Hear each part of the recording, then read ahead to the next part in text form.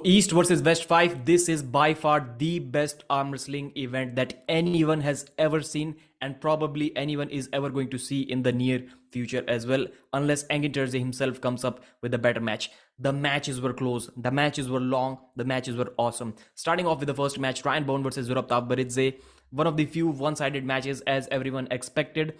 Zurab Tavbaridze put Ryan Bowen in a hook, round one, pinned him with ease. Put Ryan Bowen in a hook, pinned him with these in the second round as well. The third round, they had a weird deal.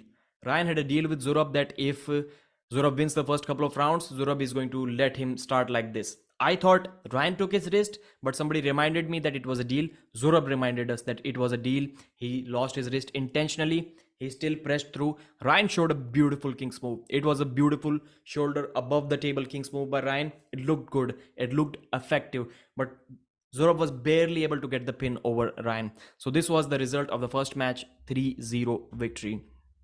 Sergey Kalinichenko versus Dzeranov. Amazing comeback. One of the best matches. Sergey Kalinichenko's hand strength was way too much. His top roll was way too much for Dzeranov from Georgia. And Sergey won the first couple of rounds with the top roll with ease. It was really comfortable. And everyone, including me, thought that this is over. It is a mismatch. But then Dzeranov did something that most of the arm wrestlers should try to do, but they don't do that always. Dzeranov tried to hook Sergey Kalinichenko, and it was a false start, so Sergey knew that Dzeranov is trying to hook. Still, he couldn't stop it.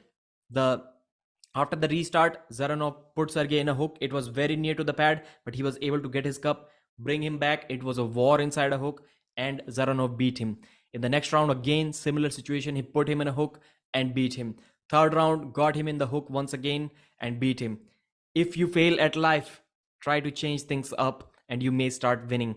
That is the lesson that I got from this Kazakh monster in Dzeranov. He came back, he tried something different. It worked for him and he beat him 3 pins to 2. Great comeback win. Justin Bishop versus Mindaugas Tarasaitis, USA versus Lithuania. That was a good match. It was a technical battle. The first round went to Justin Bishop very comfortably. Just like John Brzenk destroyed Ongarbayev in the first round, it was even more dominant. But the smartness of Mindaugas Tarasaitis, he knew within a second, his calculation was that fast that he knew within a second that he needs to lay down and give up on this match. As soon as he got in a weird position, bam, give up. Next round. That was really impressive from Mindaugas. He lost badly and he still impressed me a lot in that round. So after the first round, this time the buckle was on Justin Bishop's hand. Their slips were quite even.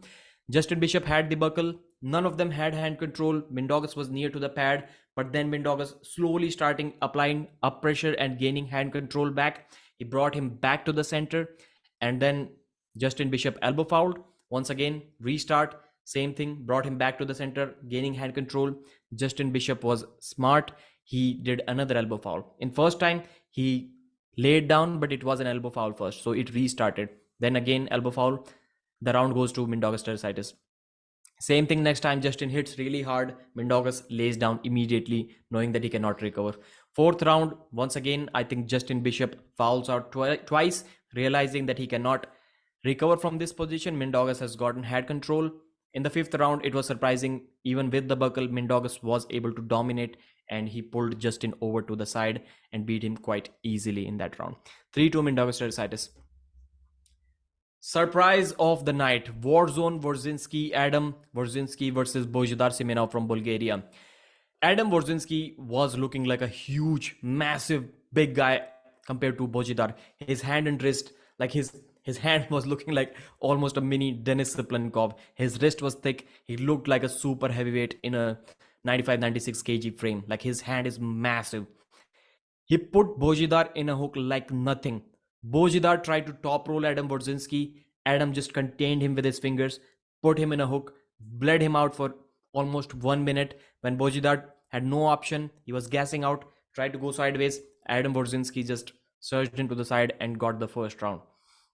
Same thing, second round, Bojidar was trying to top roll, I think, and he forced him in a hook, beat him easily from there. Third round, somehow Bojidar went to the straps. Bojidar is a world champion and he cannot even slip against Wawrzynski. This is how good this guy is. So somehow he bailed out with an underhand slip. It looked controversial. It could have been a pin. It could have been a pin as well, but it was in the center of the table. That is why it was not given as a pin. But for some reason, yeah, then it restarted, and again, same situation inside the straps. He pinned him quite easily, almost high hook or top rolled him to the pad.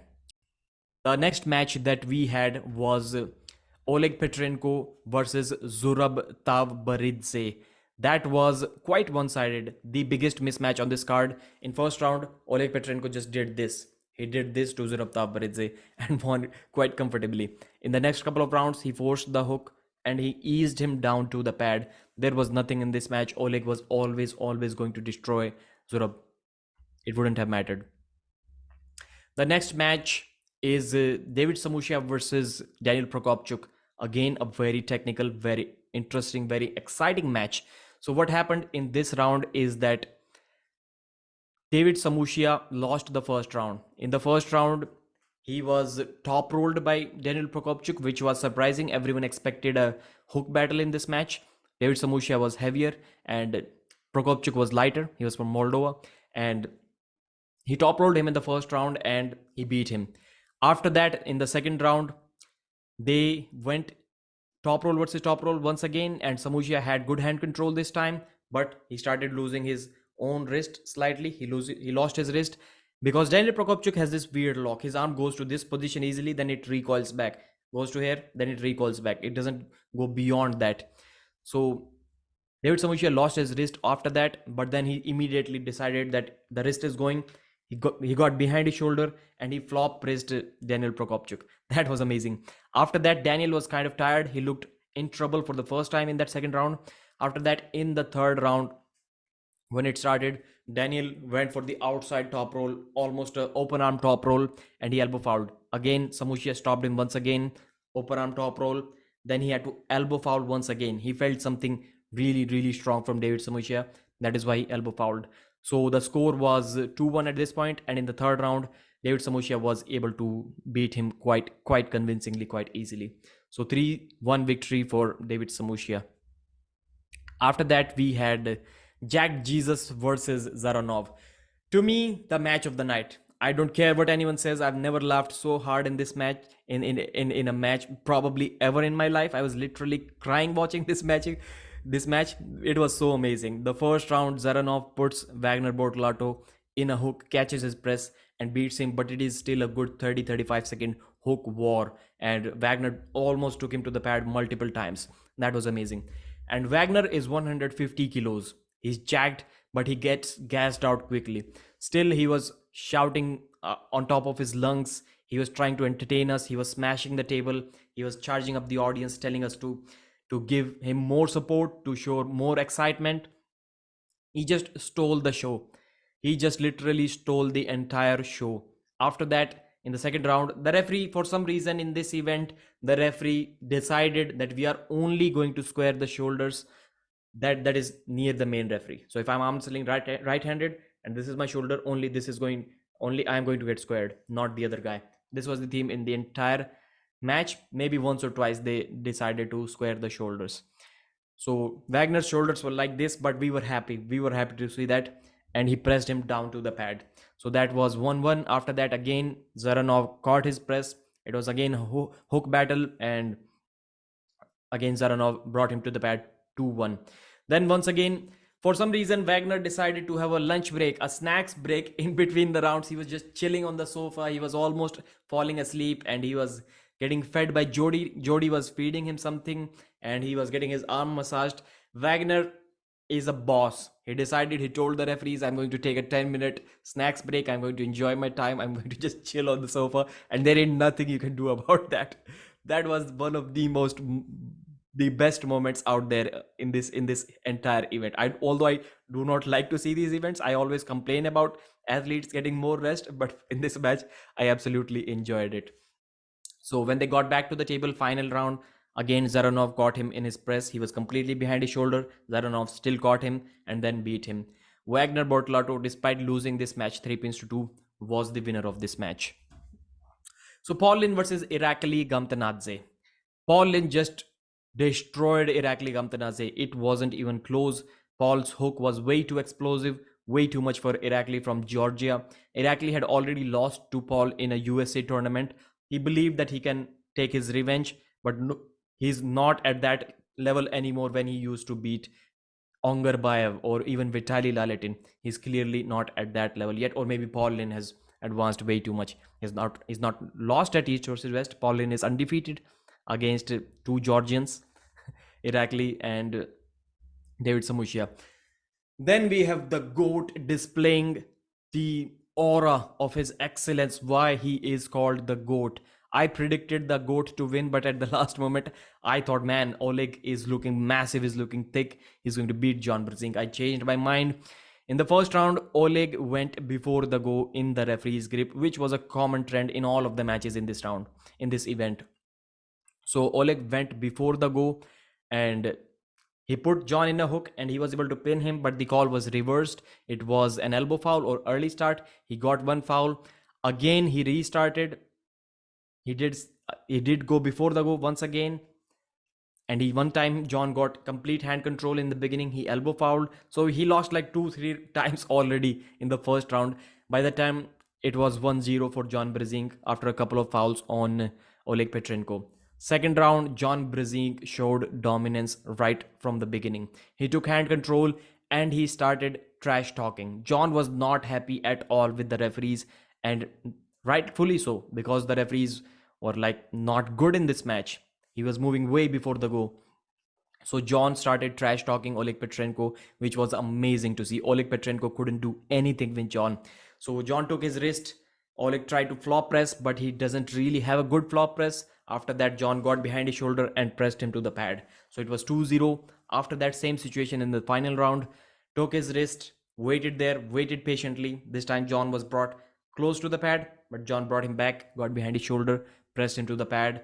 John Brzenk is the man. I always think John Brzenk must think sometimes when he's going up against Oleg Petrenko or even Ongarbayev, he must say to himself, man, I would have been smacking these fools around when I was 40 years old, when I was 30 years old. I wish they saw that version of me that would have just dad moved all of them and took them to the pad.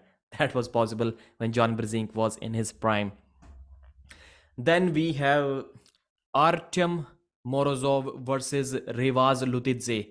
That was an amazing match. What I expected is that Artem to dominate in the hook and Revaz to dominate in the top roll. I thought Revaz is going to top roll Morozov in the first round, then Morozov is going to come back in a hook and beat him. But Morozov was able to put Revaz in a hook and Revaz looked stronger in the hook. He was in an open position. Morozov was tight. Still Revaz was taking Morozov almost to the pad. But Morozov has this great defensive hook. He was not letting Revaz pin him. Revaz was very close, a couple of inches from the pad, quite a few times. Morozov brought him back and then he elbow fouled. Once again, Morozov elbow fouled, but the referee missed the elbow foul. Morozov lifted his hand off the peg as well, which could also be a foul. If the referee decides to give it a foul, they missed it again and they gave it a pin to Morozov. But then they reviewed the footage and it was found that there was an elbow foul. So second elbow foul for Artem Morozov, but Revaz was gassed out by this point. Revaz was up 1-0, but then after that Morozov was easily able to put Revaz in a hook and beat him comfortably from there. Second round, same thing. Then I think he top rolled him as well. In the last two rounds, Revaz top rolled him. So another surprising match, like the David Samusia match. We expected hook war. We saw top roll and flop press in that match. This match also, we saw hook from the guy who is a top roller and top roll from the guy who's dominantly a hooker. So that was your left-handed match, right? Yeah, right-handed match. Next up, we had Ermes Gasparini versus Dave Chaffee. So this match meant a lot for Ermes Gasparini. It meant a lot for Dave Chaffee as well, but it meant more for Ermes. And Dave Chaffee had only 2-3 weeks to prepare for this match. 3 weeks. Ermes had 2-3 months to prepare for this match, more than that. So Ermes was in top shape. Dave wasn't in top shape. Round 1 started, they slipped pretty even in the center. Dave's hand looked dominant in the first slip. After that, inside the straps, Ermes was going down near the pad, but he never lost hand control and he gained pronation when he was a couple of inches above the pad. He gained pronation and he quite easily brought Dave Chaffee back to the center, and he immediately decided to climb, get behind his shoulder and press. He couldn't. He couldn't.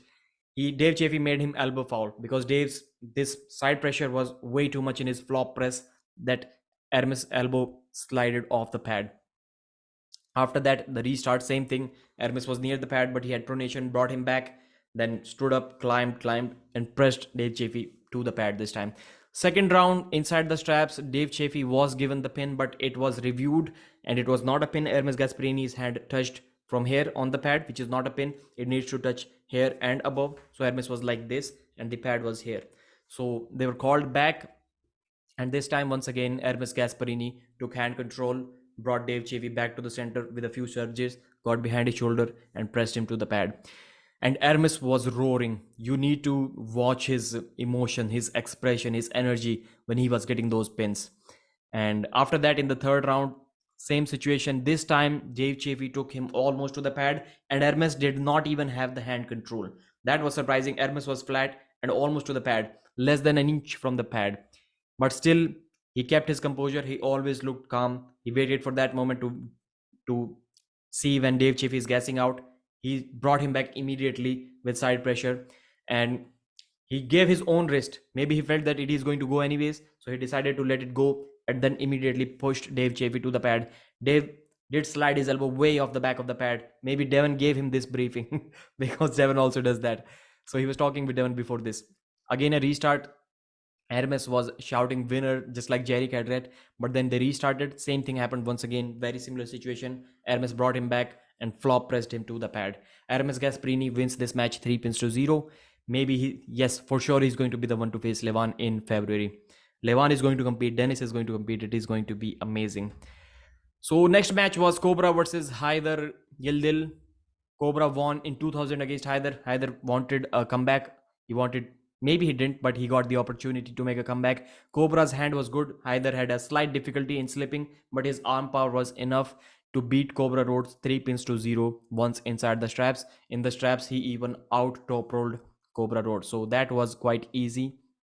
Cobra was saying before the event that he's going to beat even the top guys in his weight category, but it was not possible.